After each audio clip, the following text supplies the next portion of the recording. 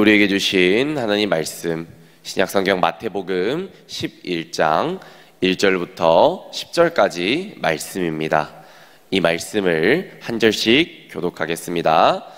예수께서 12 제자에게 명하시기를 마치시고 이에 그들의 여러 동네에서 가르치시며 전도하시려고 거기를 떠나 가시니라.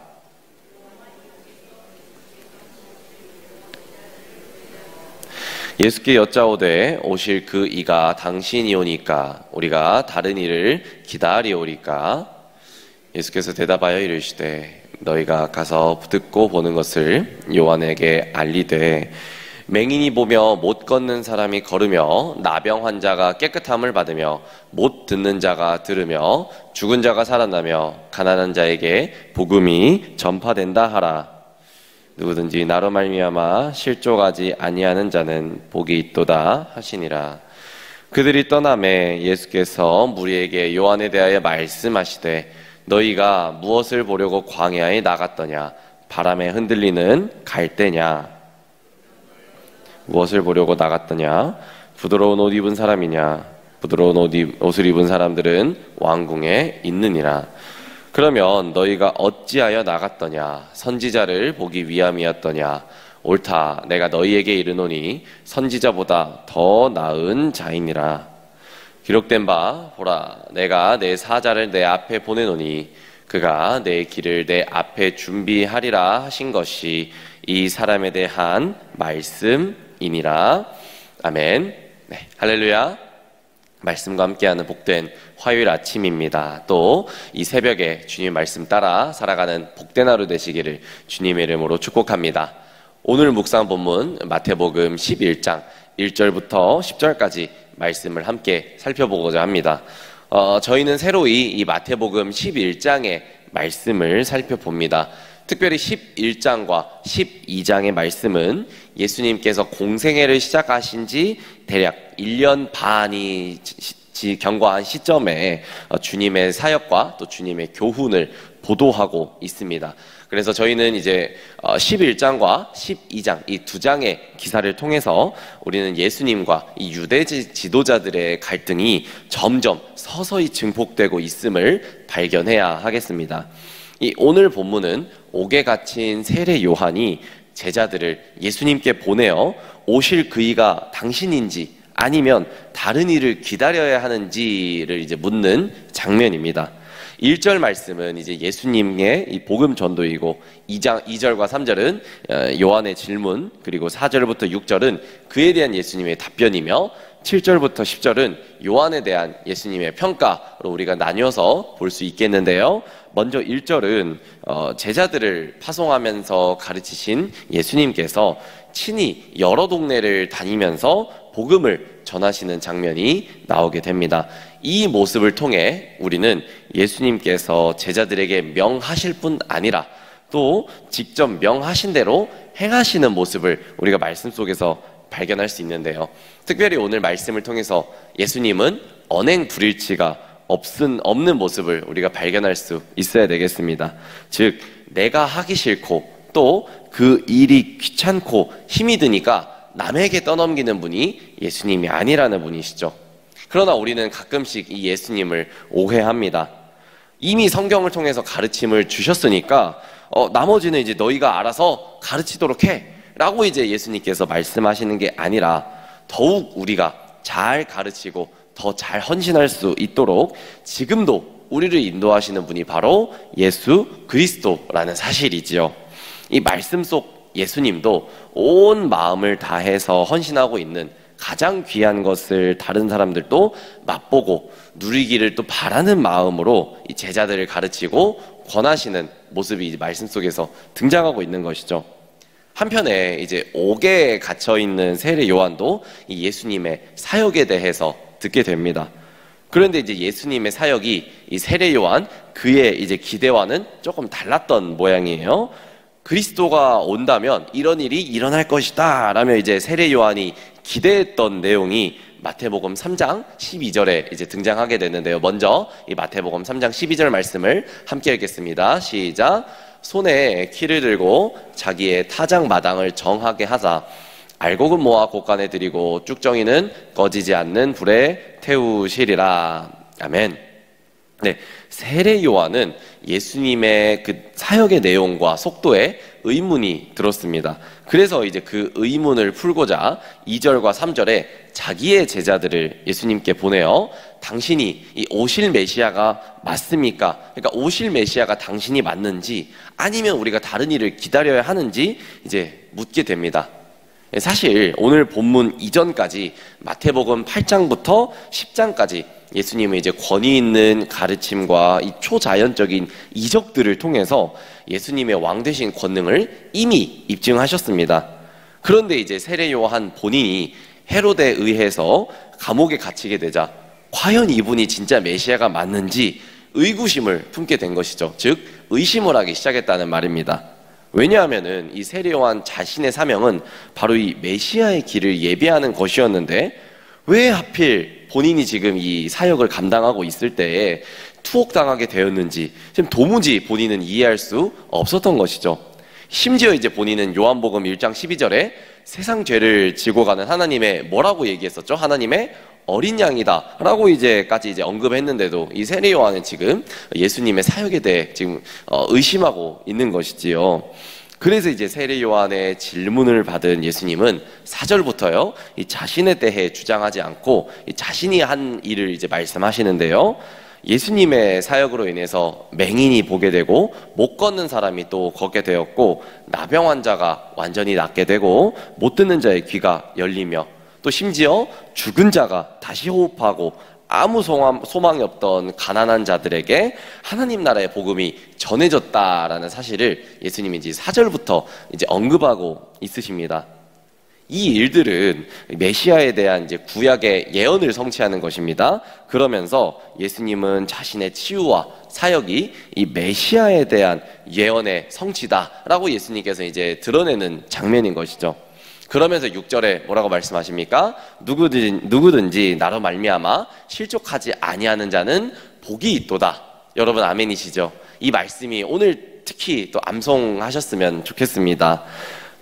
비록 지금 예수님께서 행하시는 사역이 자신의 기대와는 다르다고 해도 이것 때문에 실족하지 않고 예수 그리스도를 따른다면, 믿고 따른다면은 영원한 생명과 영원한 나라를 받는 축복을 얻을 수 있을 것이다 라고 이제 말씀하신 장면이 바로 6절의 말씀인 것이죠. 여러분, 예수님은 이 성경의 예언대로 그리스도의 일을 하셨습니다. 문제는 말씀과 기대에 어긋난 듯 보이는 예수님의 사역이 아니라 예수님의 사역에 대한 주변 사람들의 이제 잘못된 기대의 왜곡인 것입니다. 그러니까 예수님이 잘못된 것이 아니라 세례 요한의 기대가 왜곡되었다는 것이죠. 여러분, 기대를 수정하지 않으면 실족하게 됩니다. 예수님에 대한 기대를 우리는 조금 더 다르게 기대를 가져야 된다는 말이지요. 예수님은 이제 세례 요한이 제자들에 떠나고 나서 이 무리에게 요한에 대해 말씀하십니다. 그 장면이 이제 7절과 8절에 나타나게 되는데요. 7절과 8절 말씀 함께 읽겠습니다. 시작. 그들이 떠나매 예수께서 무리에게 요한에 대하여 말씀하시되 무엇을 보려고 광야에 나갔더냐? 바람에 흔들리는 갈대냐? 그러면 너희가 무엇을 보려고 나갔더냐? 부드러운 옷 입은 사람이냐? 부드러운 옷을 입은 사람들은 왕궁에 있느니라. 아멘. 네, 세례 요한이 바람에 흔들리는 갈대인지 부드러운 옷을 입은 사람인지 또는 선지자인지 지금 물으시는 장면인데요. 자기에게 나오는 바리새인들과 사두개인들에게 전한 세례 요한의 강력한 메시지와 초대를 본다면 일단 그는 이제 흔들리는 갈대는 아닙니다. 세례 요한이 이제 광야에서 낙타털옷을 입고 또 메뚜기와 또 뭐를 먹었죠? 석청을 이제 먹은 것을 보면 왕궁에서 부드러운 옷을 입은 사람도 아닌 모양이에요. 또 세례 요한은 이제 주의 길을 준비하기 위해 보냄받은 하나님의 사자, 즉 선지자가 또 맞지요. 예수님은 말라기 3장에서 언급된 그 사람이 바로 세례 요한이다 라고까지 확인해 주셨습니다. 그럼에도 반대로 세례 요한은 예수님이 오실 그 메시아가 맞는지 이제 그 묻게 되었죠. 의심하는 장면을 우리가 보게 되었습니다. 예수님은 이 세례 요한에게 즉답을 하는 대신 그 메시아 앞에 올 그 선지자가 세례 요한이다라고 말씀하셨어요. 이 세례 요한이 말라기에서 예언된 그 선지자이기 때문에 세례 요한 뒤에 온 예수님이 바로 약속된 오실 그 메시아가 맞다라고 답해주는 상황인 것이죠. 여러분, 예수님은 어떤 분이십니까? 그 누구보다 열심히 사역하는 분이십니다. 제자들을 파송하고 나서 예수님은 가만히 있지 않으셨죠. 제자들을 파송하고 나서 예수님 역시 동네마다 다니시면서 복음을 전하셨습니다. 예수님이 제자들에게 가르치신 내용은 자신이 하고 싶지 않은 일을 제자들에게 떠넘긴 것이 아니라 제자들이 그 일을 감당함으로써 예수 그리스도의 사랑을 더욱 알기를 바라셨던 것입니다. 이것이 예수님의 임무였던 것이죠. 사랑하는 여러분, 하나님 나라의 이 복음 사역이 여전히 우리에게 가슴이 뜨겁게 다가오는지 질문해 봐야 되겠습니다. 그리고 나이와 그 직책에 상관없이 여전히 그 복음 사역이 우리 마음속에 불타고 있는지, 뜨겁게 달궈져 있는지 질문해 봐야 합니다. 다음 세대에게 특별히 남겨주고 또 넘겨주고 양보해야 될 것들이 분명히 있습니다. 하지만 그러나 우리가 주와 그 복음을 위한 열정만큼은 우리가 양보하지 않았으면 좋겠어요. 즉 85세의 갈렙처럼 이 산지를 내게 주소서라는 이 열정으로 주님의 뒤를 따르는 그 열정으로 가득 찬 우리의 모습이 되어야 된다는 것이죠. 특별히 오늘 말씀을 통해서 우리에게 주시는 교훈은 무엇일까요? 이 세례 요한은 이스라엘 내에서 굉장히 유명한 사람이었습니다. 그리고 이제 그의 일거수일투족이 사람들에게 알려졌을 것입니다.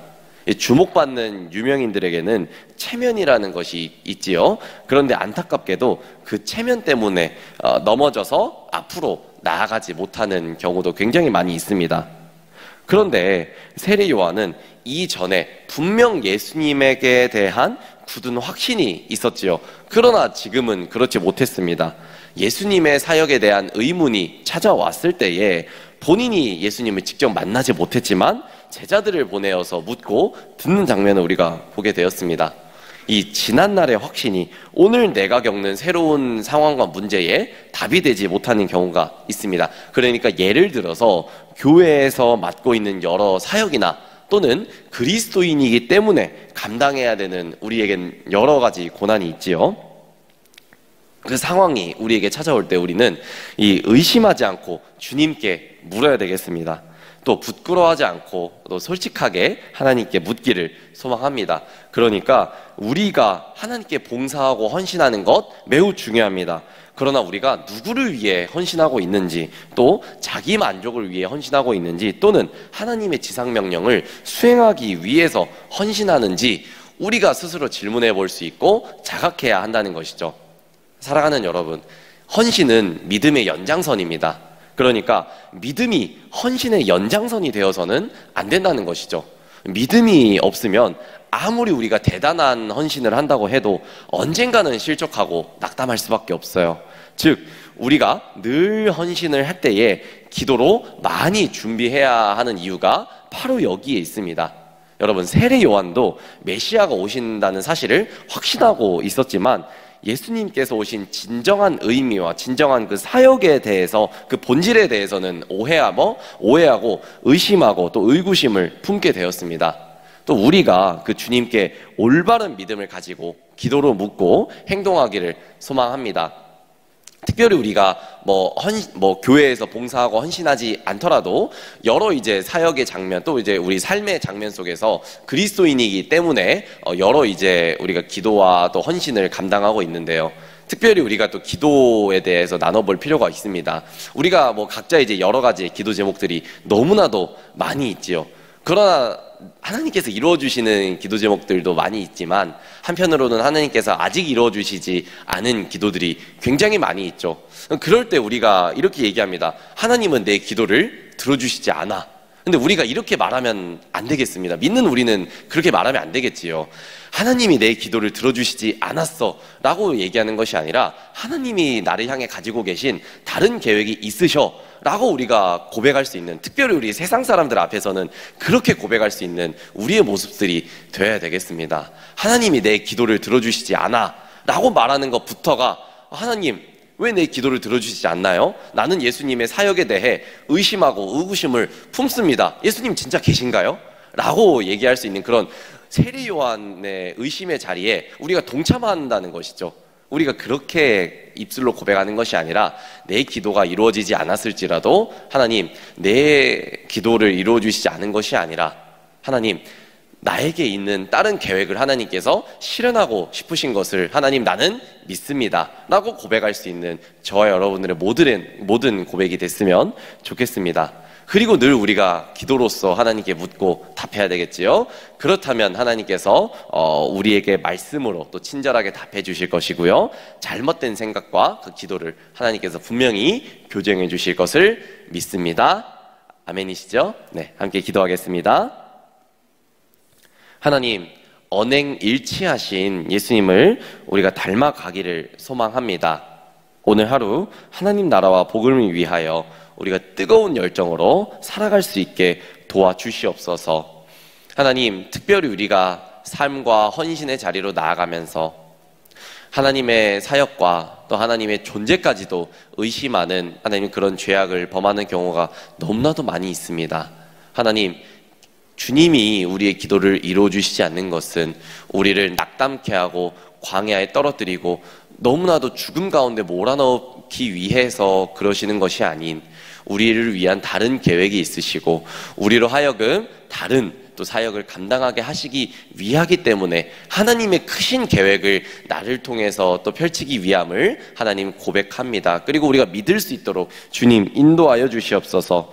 주님에 대한 의심이 들어도 끝까지 우리가 주님을 의심하지 않고 끝까지 주님 앞에 머물면서 주님으로 인해 소망을 얻을 수 있도록 주님 오늘 하루 가운데도 주님 인도하여 주시고 의심하지 않는 내가 될 수 있도록 주님 인도하여 주시옵소서. 살아계신 예수님 이름으로 감사히 기도드렸습니다. 아멘.